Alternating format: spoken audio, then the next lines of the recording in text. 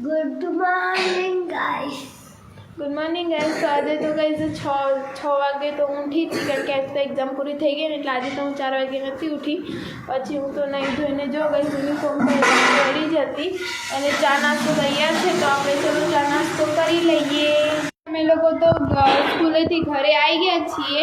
જો હજુ તો મેં યુનિફોર્મ પણ ચેન્જ નથી કર્યો અને રોટલી આજે તો બનાવવાની બાકી છે એટલે યુનિફોર્મ ચેન્જ કરીને પછી મમ્મી ગરમ ગરમ રોટલી ઉતારે એટલે આપણે ખાવા બેસી જઈએ। જો કલીકુંજ જઈ રહ્યા છીએ। જો જમીને પછી આપણે તો કલીકુંજ મારા બ્લેક શૂઝ લેવાના હતા ને એટલે ગાઈસ જો અમે ત્રણેય સ્કૂટીમાં જઈએ છીએ ગાઈસ બ્લેક શૂઝ લેવા। મારા સ્કૂલ અમે તમને કીધા હતા ને એ સ્પોર્ટમાં આવી ગઈ હતી મારા બ્લેક શૂઝ લેવા। જો ગાઈસ તમને બતાવો ગાઈસ ત્યાં હું આવી ગઈ હતી મારા બ્લેક શૂઝ લેવા। મારા પપ્પાને મારી બેન ઉપર ગયા છે એને શર્ટ સીવડાવવાનું હતું ને એટલા માટે તો ચલો આપણે શૂઝ લઈ લઈએ। લઈ લીધા હતા અને હવે અમે લોકો ઘરે જઈએ છીએ સ્કૂટીમાં બેસીને। તો ચલો હવે આપણે ઘરે મળીએ।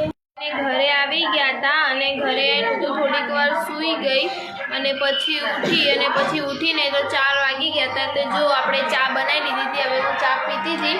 ચા ને નાસ્તો કરીએ પછી આજ તો સ્કૂલમાં છે ને એક્ઝામ નથી ને એટલે હોમવર્ક પણ મળ્યું હતું તો પછી ચા પીને પછી આપણે હોમવર્ક કરી લઈએ।